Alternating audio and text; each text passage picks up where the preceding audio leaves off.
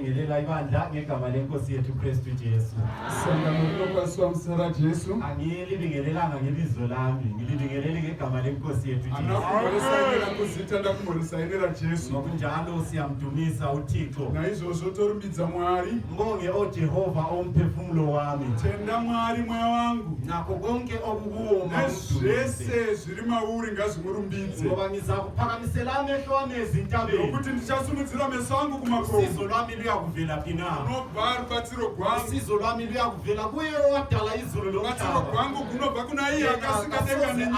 Ukuba unyawo lwami yena olondoloza u-Israyeli. Nguye oyintonga yami nodondolo lwami. Ngikho-ke namhlanje ekuseni ngiyazi ukuthi abanye bathemba izinqola nabanye bathemba amahashi, kepha thina sithemba ibizo njalo vuma umphefumulo wami, tenda moyo wangu, phakame uye kuwe, usumuke uinde kwa ophethe impilo yami esandleni akamata upenyu wedu moko wake. Ungazise ukubana undizivisa kuti akukho elinye idwala esingamalilo ngaphandle kukaKristu Jesu.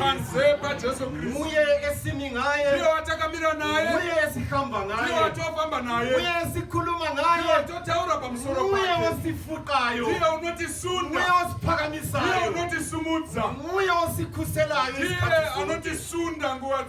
Siyamdumisa ngalokho. Tinomutenda na izozo. Ukuthi ibandla lakho umfundisi likhona yini? Kodwa kunzwa ukuthi sangana lenyu pastor lipo here. Ngiyalizwa. Ndikurinzi Ngangalizwisisi. asasandanya tsorinzi. Likhona yini bani? Lipo Singilizwi. Ngakukunzwayo. Ngiyamdumisa uThixo. Ndotenda mwana.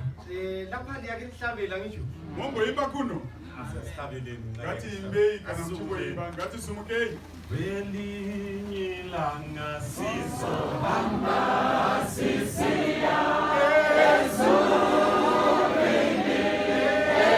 ekhaya likababa.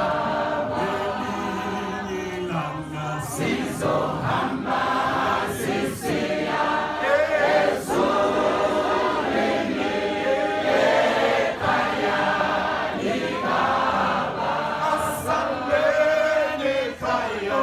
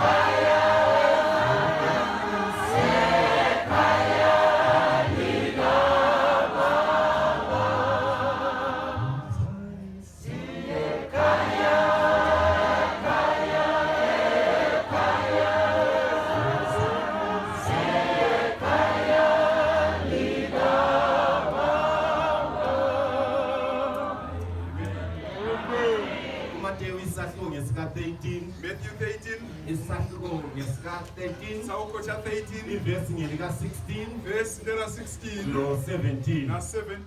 kepha abusisiwe amehlo enu ngoba ebona Akakomborerwa meso enu nokuti anoona nendlebe zenu ngoba zisizwa nenzeve dzenyu nokuti dziri kunzwa. ngoba ngiqinisile ngithi kini Nezvirokwazvo ndinoti kwamuri banengi abaprofeti namadoda alungileyo vaprofita nevakarurama vazhinji abalangazelela ukubona lokhu elikubonayo vakatarisira kuona zvamuri kuona kepha abakubonanga asi havana kuzviona, nokuzwa lokhu elikuzwayo vachinzwa zvamuri kunzwa kepha abakuzwanga asi havana kuzvinzwa. ngesithandazi baba wethu Nkosi yethu siza sivela ezindaweni ezitshiyeneyo sithwele imithwalo etshiyeneyo nakho sesibuyile phambi kwesihlalo sakho somsa asazi olunye usizo ngaphandle kwakho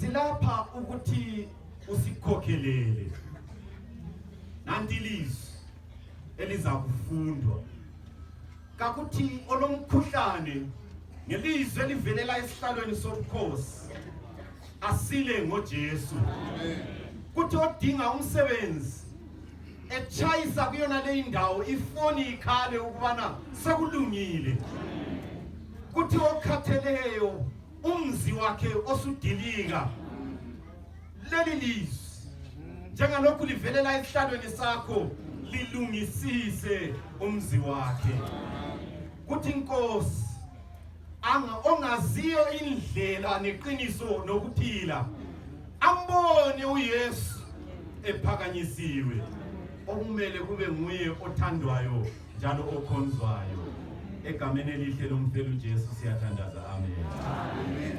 Sizachitha ithutshana leli elilandelayo Chikuva chipfupi chinotevera encwadini kaMarko tichange tiri muntsamba yaMarko. sizakhangela indinyana ezithile kusukisela kuvesi ngelika 46 tatarisa ndima dzinotangira pana verse 46. siyananzelela ukuba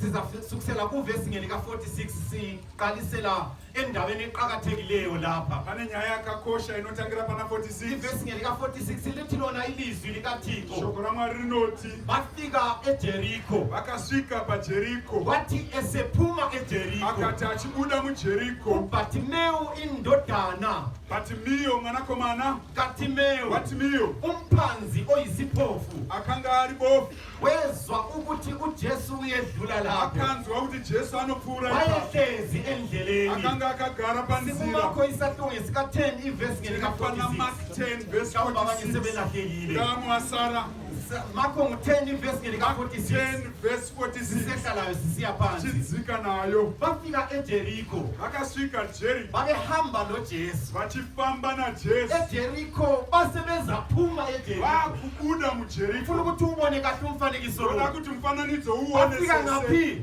vakasvika kupi eJeriko kodwa kathesi sebeza njani asiko zvino vakudini sebeza phuma eJeriko vakubuda muJeriko esangweni leJeriko pasuo reJeriko uhlezi enye indoda akagara umwe murume sebeza phuma eJeriko vakubuda muJeriko. kulesikhathi lapho uJesu aphuma khona pane eJeriko nguva Jesu paanobuda muJeriko bamba uJesu eseza vatirira kana Jesu yikho akubuda lapho kulunga khona Yo, indawo panonaka nyaya uJesu eseza kana phuma Jesu akuzobuda muJeriko. Angikalizwa ibandla Alisati lesibili ndarinzwa uJesu wayeseza ngati phuma Jesu eJeriko akabuda muJeriko wayengakaphumi anga asati abuda wayeseza phuma anga akubuda. kubambisise khona lo batisise iphapha ungavumi ukuthi nxa eseza phuma usatende kuti kana akubuda aphume engakubusisanga abuda asina kukombolela. lithi lona Bhayibheli rinoti nasoka leso isikhathi nenguva iyo kwathi esezwile akati achinzwa selokhu wayengaboni nekuti anga asingaboni abanye bazasindiswa vamwe ngokuzwa vachaponesiwa bengabonanga vasina kuona babusisiwe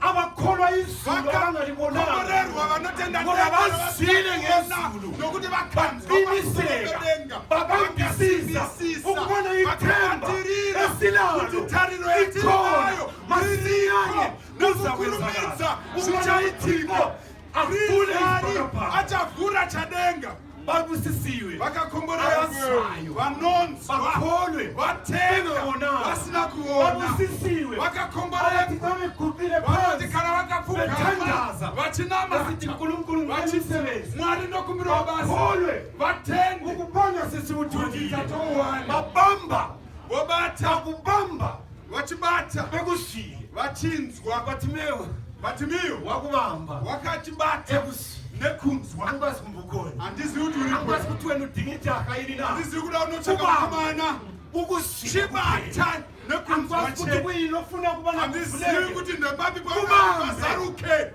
bata nekunzwa awudingi ukuthi ukubambe azitsvaki kuti uzibate nekuzviona bata nekunzwa yikho kule ndawo nokuti ndopaneyaya ukachibata nekunzwa unasimbisika kubanjiwe zvabatwa angikwazi kumbekela abantu la chibate nekunzwa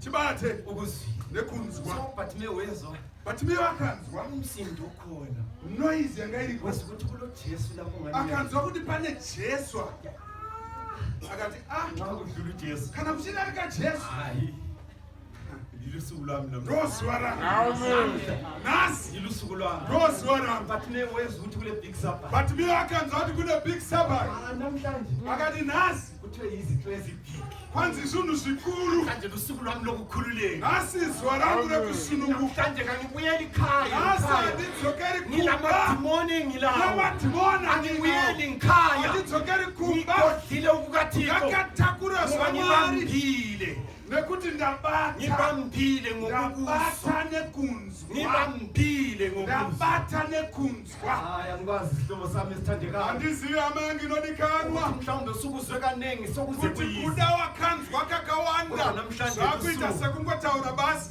asi nhasi izuva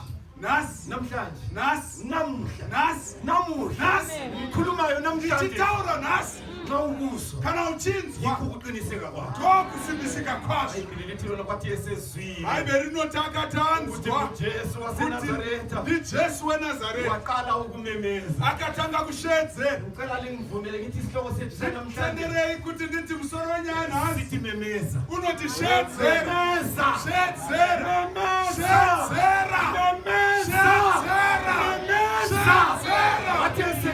akatanga ukuthi nguJesu odlulayo ari kudarika osezaphuma akuzobuda akashedza ibhayibheli lithi lona wathi yena bhaibheri rinotakati memeza wathi akashedzera aka Jesu ndodana kaDavide mwanakomana waDhavhidhi ngikawukeni ndiitire nyasha Jesu ndodana kaDavide mwanakomana waDhavhidhi ngikawukeni ndinzwire ngoni ababeseduzane vavari pacho abamuzwa ememeza vakamunzwa achishedzera akati nyarara khulumelani uri kutaurirei kuqakathekileyo munhu akakosha nyarara vakusebenze njalo akati vadaro amani vatheni parafini akaita kunge vadira wathi Jesu ndodana kaDavide ndinzwire ngoni le mcinjo emithathu bese ngihlala phansi pane pfungwa nhatu ndogara pasi mcinjo wokuqala pfungwa yekutanga memeza shedzera ngenxa yobuhlungu nengani yemarwadzo akwazi ukuthi udabula esigodini sothunzi andizivi kuti uri kudarika pamvuri werufu wakadini memeza shedzera ngenxa yobuhlungu nengari yekukwadziwa nokukukhathazayo andizivi kuti chii chiri kumemeza shedzera ngenxa yobuhlungu nengari yekukwadziwa ukuthi bakudabule andizivi kuti vakakuputa moyo sei wechidiki vekuti varipo abaspecializer vanoita basa inhliziyo rekutora moyo yakakathekile yakakosha waiputsira pasi waitsika ndiri pano kushedzera kuti shedzera nekoshikwadzwa andizivi kuti muchato wako wakadini nhasi kuda uri kudengenyeka ndoda kuti nditi nhasi shedzera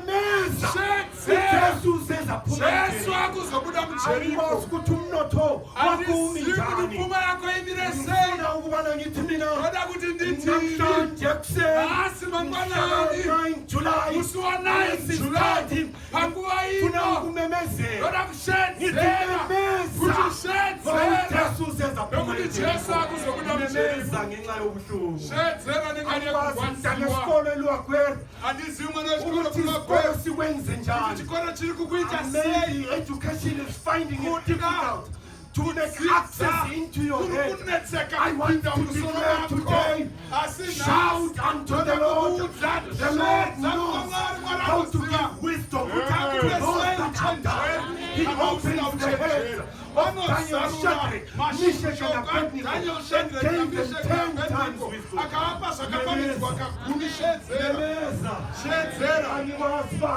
Andizivi baba ukuthi awusondoda ungaphakamisa esigabeni isandla ngabakuqamba chero ukasumudza ruoko ravakunoiti mina ndoda kuti kwauri memeza ngenxa yobuhlungu nengari yemarwadzo isesekhona ini na uripo here mthetho wami wesibili pfungwa yangu yechipiri isesekhona ini na uchiripo here mthetho wami wesibili pfungwa yangu yechipiri wokuqala sitheni wekutanga tati chinyi memeza ngenxa yani nengari yechinyi yobuhlungu yemarwadzo cabanga ngokuqina wesibili pfungwa yechipiri memeza shedzera wathuliswa umuntu usanyaradzwe nemunhu memeza shedzera ungabi nomuntu okuthulisayo usane munhu anokunyaradza okuthulisayo kakwazi ukuthi udlula ngaphi anokunyaradza azipa urikudaka napo shedzera ukwaziyo ukuthi iwe ndiwo unoziva kuti chokwazachiya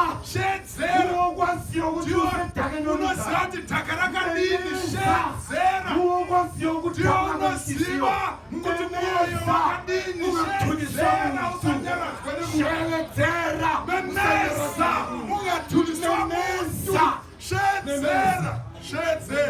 shedzera kabathi uyahlanya rega vati unopenga shedzera kabakuthulise rega vakunyaradze iwe shedzera kabathi mwena kathi ukhulumela rega vati uri kutaurira isezvizvi shedza ungathuliswa usanyariswa nemunhu nani uyakubezwe besithi awusozuye ndawo vanongotaura kuti wena hauna kwauri kuinda asi shedzera udala wami hauzivi kutungamiri wangu ngingakhangwa ingazino zvichiita sezvandizvichuru asi kuchashedzera uzanyikashedzera chatuliswa usanyaradzwe nemunhu shedzera usanyaradzwe nemunhu wokuqala sitheni wekutanga tati chinyi shedzera ngenxa yobuhlungu nengari yemarwadzo sitheni wechipiri tati chinyi memeza shedza ungathuliswa usanyaradzwe nemunhu esafuna okwesithathu uri mochida chechitatu here mochida here chechitatu amemeza shedzera uveza ukubana ujesu uyindodana kadavhidhi uchiratidza kuti jesu mwanakomana wadhavhidhi yabona isitofu lesi sathi sona moziva bofu iri rakatiro yabona isitofu lesi senza into emangalisayo bofu iri rakaita chinhu choshamisa sathi sona rakatiro jesu sathi okay kinjengobani ngikhuluma kati ndiye mandiri kutaura nayo sathi ndodana ekati mwanakomana kadavhidhi wadhavhidhi alikuzwa lokho hamusi kuzvinzwa i yena wayekhona udavhidhi engababi khona akanga ariko dhavhidhi asipo uthi anoti nangikhona uAbraham ngandiripo abraham asati aleko uthi yena anoti nangikhona ukuqala kungakabi ngayileko mavamba asati aleko yime ngaqala ukuqala yini ndakatanga mavamba ukuqala kungakabikho mavamba asati aleko ndiriko ngakho yime ngakhakha ukuqalisa ukuqala ndakambamba kutangisa ngakho-ke udavhida yebo umqambi naizvozvo dhavhidhi wamutaura ungaya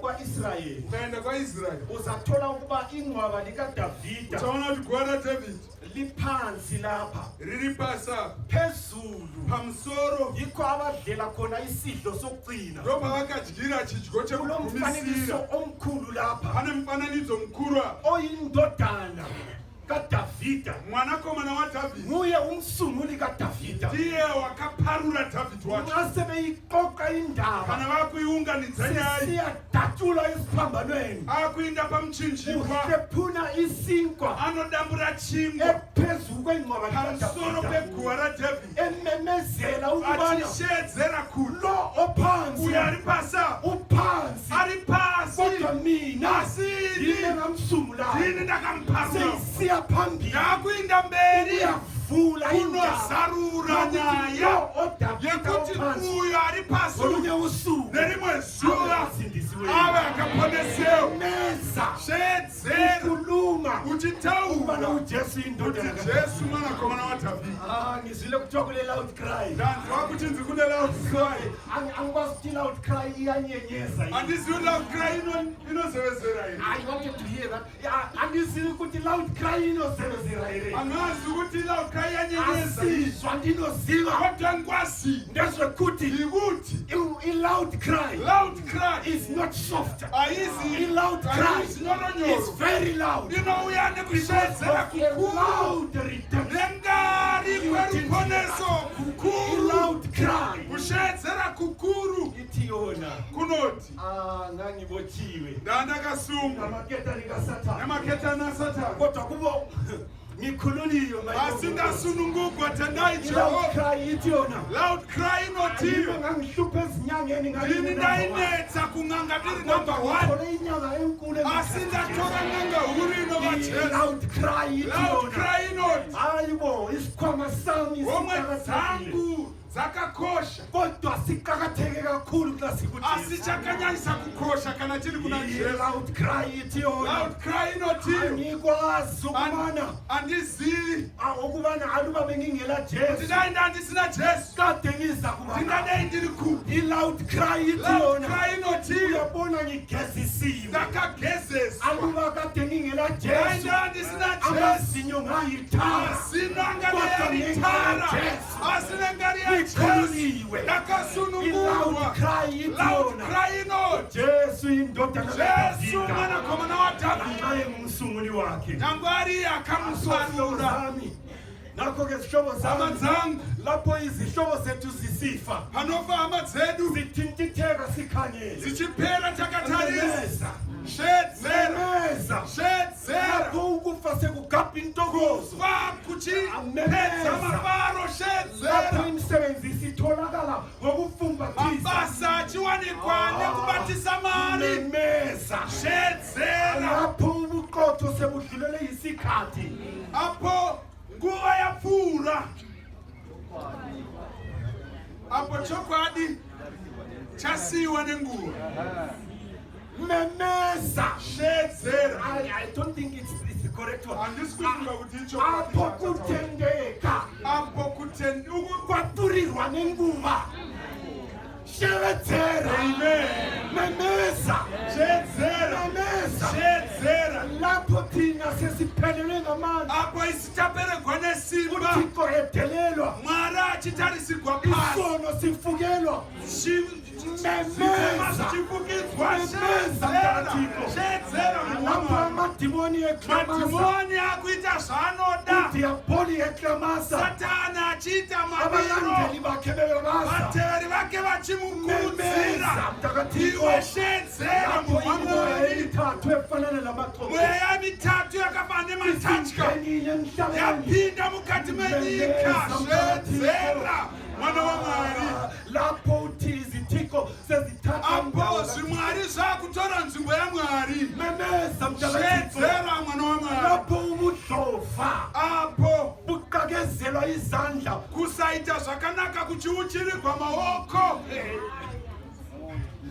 Memeza mtakatifu shedzera munhu ngithi wamwari mina ndiri kutini ngesikhathi panguva iqiniso apo chokwadi seliphaselwe phansi chakuwisirwa pasi mtakatifu iwe mwana wamwari Memeza. shedza Memeza shedza apho uwori xa alepho ukungathembeki kunyika zokugqwelelabeni memeza Memeza mtakatifu shedzera munhu wamwari uthixo udinga wena mwari anotsvaka iwewe unotsvaka inini ukubana kuti simemeze lapho tishedzere ububi busezindaweni eziphakeme apo kuipa kwava munzvimbo dzepamusorosoro shedzera munhu wamwari Memeza mtakatifu shedzera munhu wamwari yakwazi kuti ibhayibhili lithini unoziva kuti bhaibheri rinoti kudini lisesekhona besihambile nkani uri pere kana yakwazi kuti ibhayibhili lithini maziva kuti bhaibheri rinoti kudini ibhayibhili lithi lona bhaibheri rinotiro lapho esememezile apo ashedzera aliswane hamuna kunzwa ini ujesu Jesu wathi akati mbizeni umdanizeni. Alizwane. Amuna kunzwa yini? uJesu Jesu wathi mbizeni akati mudanei. zwanini isihlobo sami Zwaye hama zangu zinonikana. ngase simemezile Kana tashe zana ngari ya magwato. Hello. Hello. ngase Kana simemezile tashe za ngari ya magwato. likhona yini na Ulipo ere hama. ngase simemezile Kana tashe za. yebo sikhangele ukuthi singatholiswa muntu Takatethi singanyarathwi nemuntu. lisesekhona yini na Ulipo ere. angikwazi kumele likhona Kuna mulipo. ngase simemezile Kana tashe za. siveza ukubana uJesu Tichiratidza kuti Jesu mwana komna wa David. ngase simemezile Kana tashe za. siveza ukubana uJesu Tichiratidza kuti Jesu mwana komna wa David. uJesu uza kuthi Jesu anotiye. banini Mirai. mbizeni Unalei. uza kuthi Achatiye. banini Mirai. mbizeni Unalei. sehlale kakhulu emhlabeni Akarisa panyika. Mbizeni. Unalei. time up Kuya pe. time up Kuya pe. sonaleso isikhathi Panguwa iyoyo. angikwazi kumbuya kukhona Andizi kuti unanga kodwa uripo. engikwaziyo Asizondosiyo. Ndezvekuti. amadimoni aza kuvaleka Madimoni achatisa. usathane uza kukhathazeka Satani uchatatarika. amathuna aza kuvuleka Makuva achafurika. yebo isibhakabhaka siza Denga richafurika. abasindiswayo bazasindiseka Vanoponeswa vachiponeswa. Tichienda kumsuka. memeza Shedzera. memeza Shedzera. memeza Shedzera. shewedzera Memeza. memeza Shedzera. shout it so loud Shedzera zvikuru. ezintabeni ezikhothini Mumakoma. emigwaqweni Nemunzira. memezela Shedzera. kuba nimpendulo Kuti minduru. sitholakele Yawani. lokhelela likudinga Zamaichakaziya. kula Izwi pana. silapho kumemezela Tiri pano kushedzera. uJesu Kuti Jesu mwana komana wa David. memeza Shedzera. khona namhlanje kusenothina mfuna ukumemeza Aripo nasi anoti ndoda kushedzera. Ndoda kushedzera. ukumemeza Ndoda ngomzimba wami kushedzera nemuviri wangu. ufuna ukumemeza ngelizwi Ndoda lakho kushedzera nenzwi ufuna langu. ukumemeza ngemali Ndoda yakho kushedzera nemari yangu. ukumemeza ukhona yini na Unoda kushedzera uripo here. Ini namufundisi takatomira kuno. bafundisi liyafuna Vafundisi voda kushedzera here. Sumukai. bafundisi lapho liyafuna Vafundisi voda kushedzera here.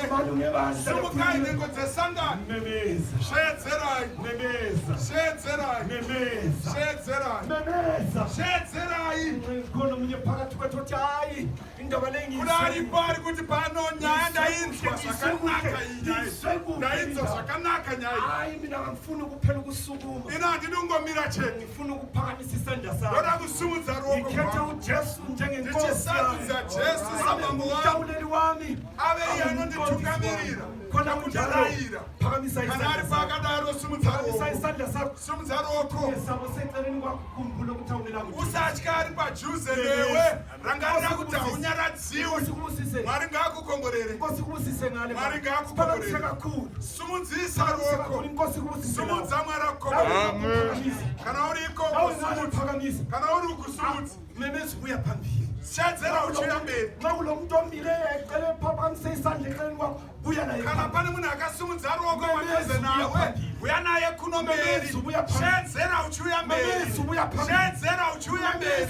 Shedzera uchiuya mberi. Hallelujah. Amen. Hallelujah. Amen. Memeza. Shedzera. Memeza. Shedzera. Memeza. Shedzera. Memeza. Shedzera. Memeza. Shedzera. Memeza. Shedzera. Babuya abantwana bakaThixo. Vari kuuya vana vaMwari. Entusihlo zizika